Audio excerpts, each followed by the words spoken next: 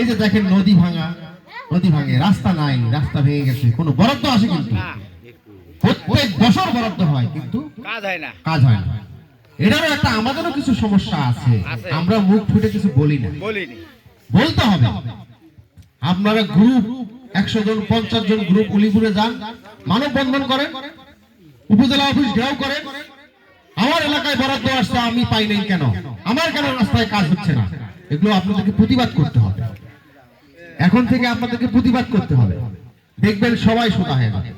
আপনার আমার টাকা দিয়ে কিন্তু তারা বেতন পায়, তাই না? এটা তো জানেন।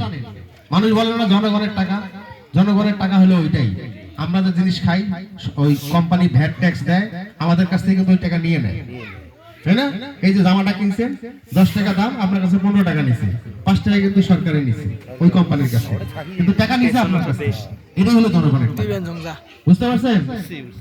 এই জন্য আপনারা এবার বিবেককে কাজে লাগিয়ে কাজ করবেন। প্রত্যেকটা এমপি সেম বরাদ্দ, সেটা সরকারি দল হোক বিরোধী দল হোক, আর এমপির হাতে কোনো ক্ষমতা নেই। এমপির হাতে, এমপি শুধু সংসদে বলবে, কি বলবে?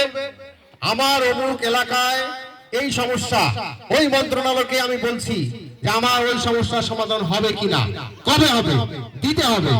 এটা প্রস্তাব এমপি দিবে। কাকে দিবে? মন্ত্রণালয় মন্ত্রীকে দিবে।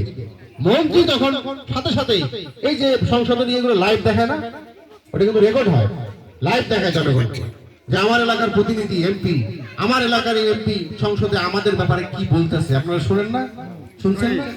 সেরকম এমপিদের হাতে কোনো ক্ষমতা নাই। এমপি সবার সামনে ওখানে বলবে, মন্ত্রীর কাছে সে চাবে, মন্ত্রী দিতে বাধ্য হবে। এখন আমাদের এলাকার এমপিরা এতদিন চায় নাই, চাইছে গোপনে, খাইছেও গোপনে, কিন্তু জনগণের জন্য কাজ করে না। এই যে এই দলগুলো আবার ক্ষমতায় আসতে চায়, তারা আবার এইভাবে ভুটে ভুটে খাইতে চায়, এটা আর হতে দেওয়া যাবে না।